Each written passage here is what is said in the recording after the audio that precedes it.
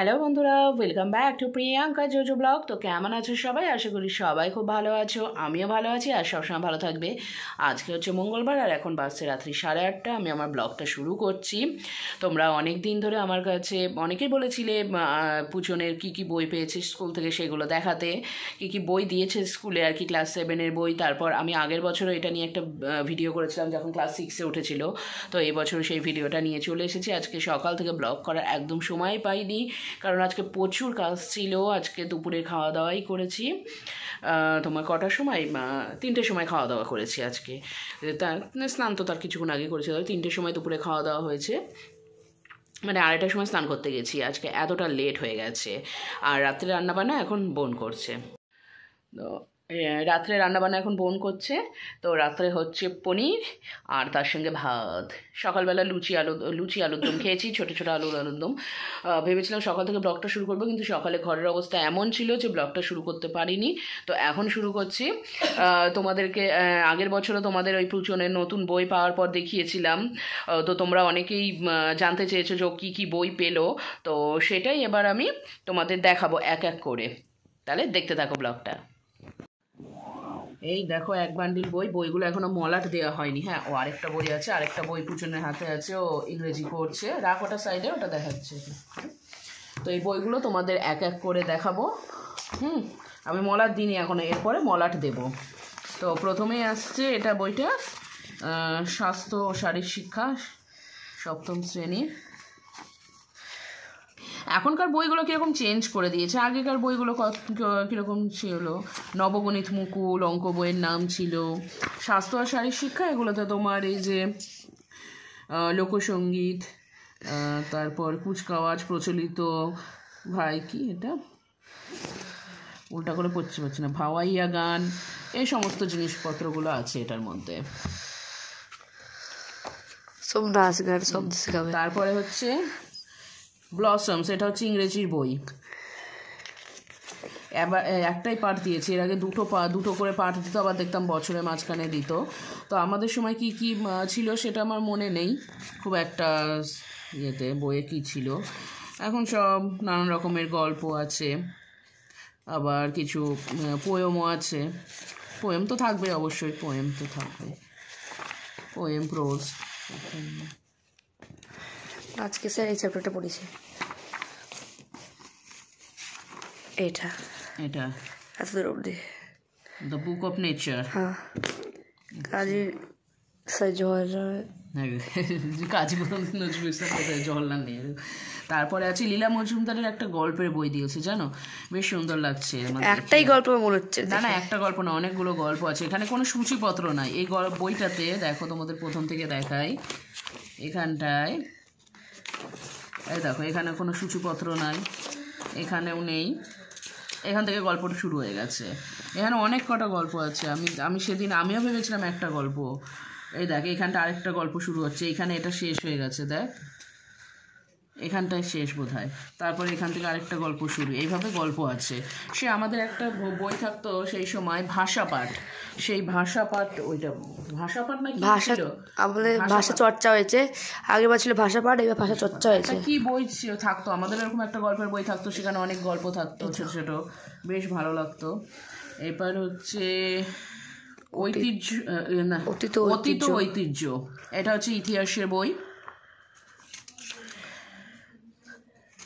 এটা কি চ্যাপ্টার আছে দেখো, 7-এ ইতিহাসের ধারণা, ভারতের রাজনৈতিক ইতিহাসের কয়েকটি ধারা, তারপর খ্রিস্টীয় 7ম থেকে দ্বাদশ শতক, ভারতের সমাজ, অর্থনীতি ও সংস্কৃতির কয়েকটি ধারা, খ্রিস্টীয় 7ম থেকে দ্বাদশ শতক, দিল্লি সুলতানি, তুর্ক আফগান শাসন, মুঘল সাম্রাজ্য, নগর বণিক ও বাণিজ্য, জীবনযাত্রা ও সংস্কৃতি, সুলতানি মুঘল যুগ, মুঘল সাম্রাজ্যের সংকট, আজকের ভারত, সরকার ও গণতন্ত্র, স্বায়ত্তশাসন,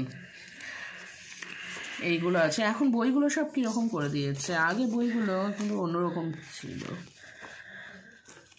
দেখো সব এক এক করে চ্যাপ্টার আছে। স্বায়ত্তশাসন চলেছে, মুঘল সাম্রাজ্য, সব ধরো এখন একটু একটু করে পড়বে, তারপরে আস্তে আস্তে যত ক্লাস উঁচু হবে তত সেই বিষয়টা ইলাবোরেট হবে, আরও বেশি করে জানবে। এইটা হচ্ছে ভূগোল বই, আমাদের পৃথিবী।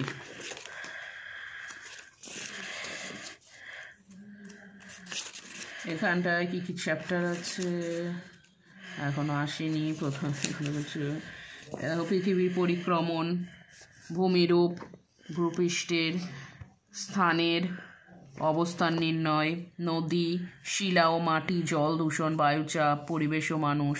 ও আচ্ছা, 3টে ভাগ আছে। প্রথমটা হচ্ছে প্রাকৃতিক ভূগোল, তারপর পরিবেশ ও মানুষ, তারপর আঞ্চলিক ভূগোল। আঞ্চলিক ভূগোলে সব মহাদেশ নিয়ে আছে, এশিয়া মহাদেশ, ইউরোপ আর আফ্রিকা, 3টে মহাদেশের কথা জানবে বোধহয়, 3টেই আছে। আর বাকি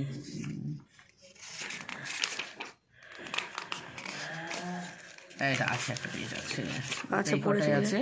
তারপরে পরিবেশ ও মানুষে জল দূষণ আর মাটি দূষণ নিয়ে আছে। না না ইয়ে নাই, তো কি ভাষা লেখা, কোনটা কি ভাষা, কিভাবে লিখেছে স্টাইল মেনে, কোথায় দেখলাম, এই দেখো, আমাদের ছোট নদী চলে আঁকে বৈশাখ মাসে তার হাঁটু জল থাকে। কি ব্যাপার, ভূগোলের মাঝখানে বাংলা কবিতা কেন? এটা বোধহয় নদীর চ্যাপ্টার। আমি আবার আঁকে বাঁকে বলছি। বৈশাখ মাসে তার হাঁটু জল থাকে, পার হয়ে যায় গরু, পার হয় গাড়ি। তা ভুলে গেছি। দেখো, এবার আছে ভাষা চর্চা। ভাষা চর্চা, এরপর আছে হচ্ছে ভাষা চর্চা বই। এটার মধ্যে মেন এটা হচ্ছে ব্যাকরণ বই বলা চলে এটাকে। বাংলা ভাষার শব্দ, বাংলা বানান, নানান রকম শব্দ, শব্দ তৈরির কৌশল, কারক ভিত্তিক অনুসর্গ, পত্র রচনা, প্রবন্ধ রচনা, এক কথায় প্রকাশ, বাগধারা। এটা বলা চলে এটাকে, মানে এটা ব্যাকরণ বই বলা চলে। এইটা যদি কেউ ভালোভাবে পড়ে না, অনেক ইয়ে পাওয়া যায়। এটা কি গো? ওলন্দাজ। এটা দ্বারা প্রথম থেকে এটা দেখতে হবে। এটা কি, এদের সম্বন্ধে বলেছে নাকি?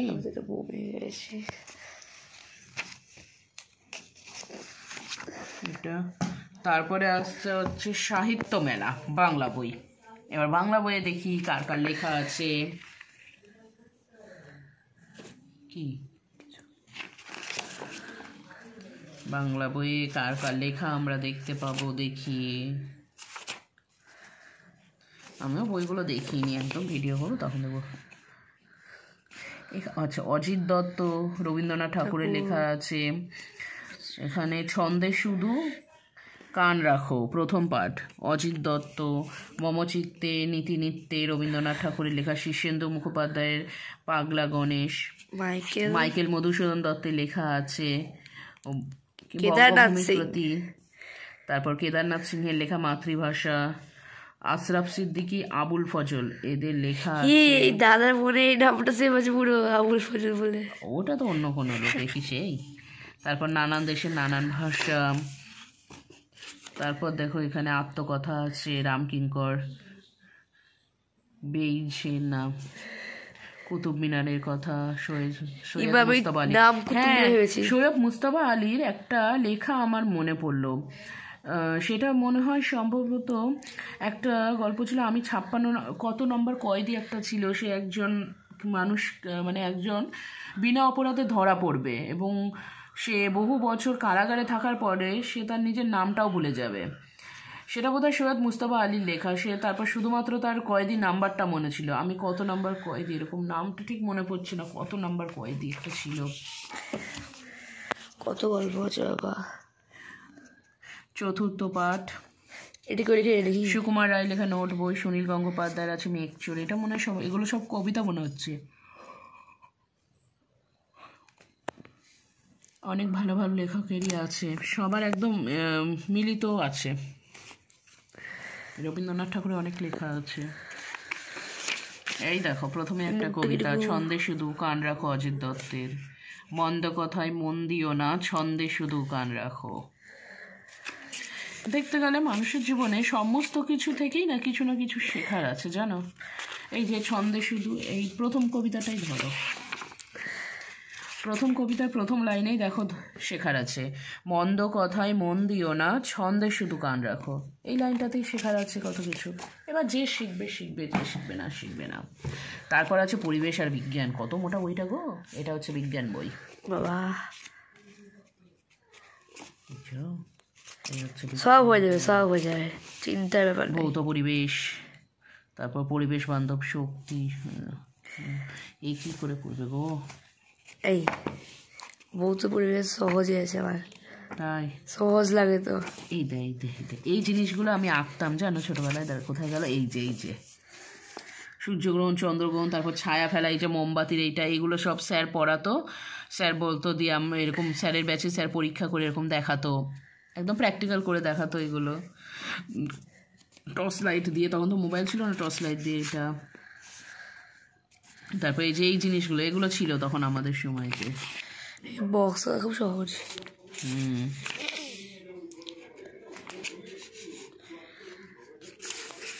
এই যে বৃষ্টি, এটা হচ্ছে বায়ু বোধ হয়, না বায়ু, বায়ু কীভাবে যায় নাকি বৃষ্টি, এটা মনে হয় বায়ু। ও আলোর প্রতিফলন, আলোর প্রতিফলন কীভাবে প্রতিফলিত হয়। তারপরে আছে হচ্ছে গণিত প্রভা, বাবা অঙ্কের বই। বাবা বাবা বলছে, এখন থেকে বাবা বলছে। এটা হচ্ছে সব থেকে কি? প্রথমেই আছে অনুপাতের অঙ্ক, তারপর সমানুপাত, পূর্ণ সংখ্যা, যোগ বিয়োগ গুণ, সূচকের ধারণা, বীজগণিত প্রক্রিয়া, কম্পাসের সাহায্যে নির্দিষ্ট কোণ অঙ্কন, ত্রিভুজ অঙ্কন। তারপর হচ্ছে এটা কি সর্বসমতার ধারণা, অনেক আছে অঙ্ক। দেখো তো এই বই কমপ্লিট। এবার দাঁড়াও আমি একদম মলার দিয়ে ফেলি তোমাদের সাথে কথা বলতে বলতে। এই বইটা কিরকম টেরা বেটা? আমি বলছিলাম ম্যাম টেরা দোকান বই, এটা টেরা এই বইটা নেব না। আমি মলাট দিয়ে কি দিয়ে আমার অফিসের, এই অফিসে তোমার এইগুলো তো প্রিন্টারের কাগজ জানো থাকে, প্রিন্টারের কাগজ থাকে এর মধ্যে। তো আমাদের অফিসে তো প্রচুর প্রিন্টারের কাগজ আসে, তো সেই কভারগুলো আমি নিয়ে আসি, দিয়ে সেইটা দিয়ে আমি মলাট দিই। এইগুলো দিয়ে মলাট দিলে না কি বলো তো, বই ছিঁড়ে চলে যাবে কিন্তু মলাট কিন্তু তোমার ঠিক থাকবে একদম ঠিক। এটা অবশ্যই যে এই বইগুলো আমি এখন দেখাচ্ছি, আমি তোমাদেরকে কয়েকটা মাস, বেশি না, চ্যালেঞ্জ থাকলো পর দেখাবো।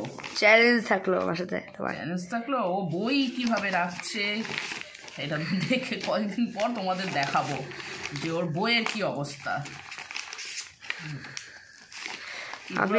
আমি আমার বইয়ের নাম দিতে খুব ভালোবাসি, বইতে নাম দিতে খুব ভালোবাসি। আমার পিনটা নাই, আমার পিনগুলো মারতে হেবি লাগে। না তোমাকে মারতে হবে না, আমি মেরে দেবো। হ্যাঁ পিন মারতে খুব ভালো লাগে মাম্মি। না ভুলভাল মারবি তখন, তাহলে বলে দেবো, মেরে দেবো। চোখ মুখ বন্ধ, আমি মলাটটা দিয়ে নিই। দেখো তোমরাও যারা মলাট দিতে জানো না, অনেকে জানো, আমি জানি সবাই জানো, তবুও এই পদ্ধতিটা শিখে নাও। এই পদ্ধতিটাতে বই খুব সুন্দরভাবে মলাট দেওয়া হয় এবং বই খুব ভালো থাকে, একদম ঠিকঠাকভাবে হয়ে যায়। দুটো তো একবার ধরে দিতে পারতা।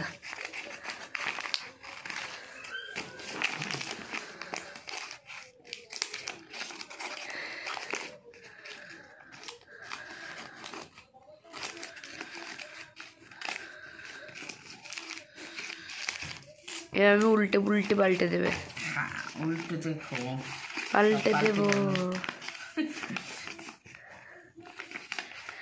কার কার দিলে ভাবি?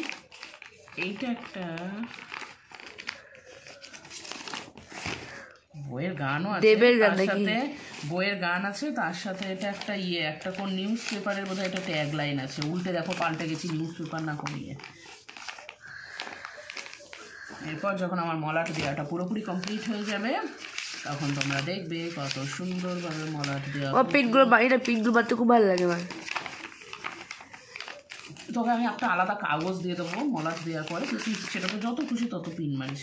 আরে না, পিন মারাটা একটা কারণ থাকে। না আমি তোর হাতে তো স্ট্যাপলার দিবই না, প্লিজ প্লিজ প্লিজ। তোর হাতে যেটা পড়ে সেটাই খারাপ হয়। না কিছু খারাপ হবে না, বলিস না।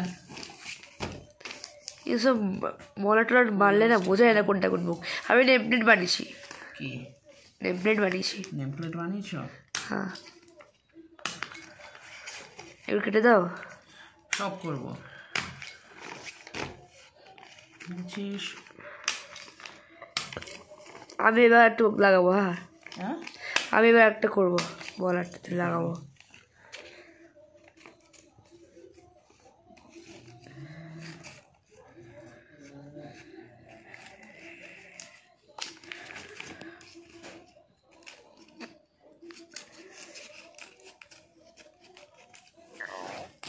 এই দেখো কত সুন্দরভাবে আমার মলাট দেওয়া কমপ্লিট। আর এগুলোর ওপর জল পড়লেও যেহেতু একটু প্লাস্টিক আছে, জল গড়িয়ে চলে যাবে, বইটা নষ্ট হবে না। দেখছো কত সুন্দর মলাট দেওয়া হয়ে গেল। এবার একটা বেঁধেবো, একটা বেঁধেবো এবার। তাহলে এবার আমি মলাট টলাটগুলো দিয়ে নিই বইগুলোতে। এখন ওই দেখো এতগুলো বই মলাট দিতে হবে, মলাট দেওয়া কমপ্লিট করে নিই। আর চলো তাহলে আজকের ব্লগটা এখানেই শেষ করছি। সবাই খুব ভালো থেকো, সুস্থ থেকো। আজকের মতন টাটা, আবার দেখা হবে আগামীকাল।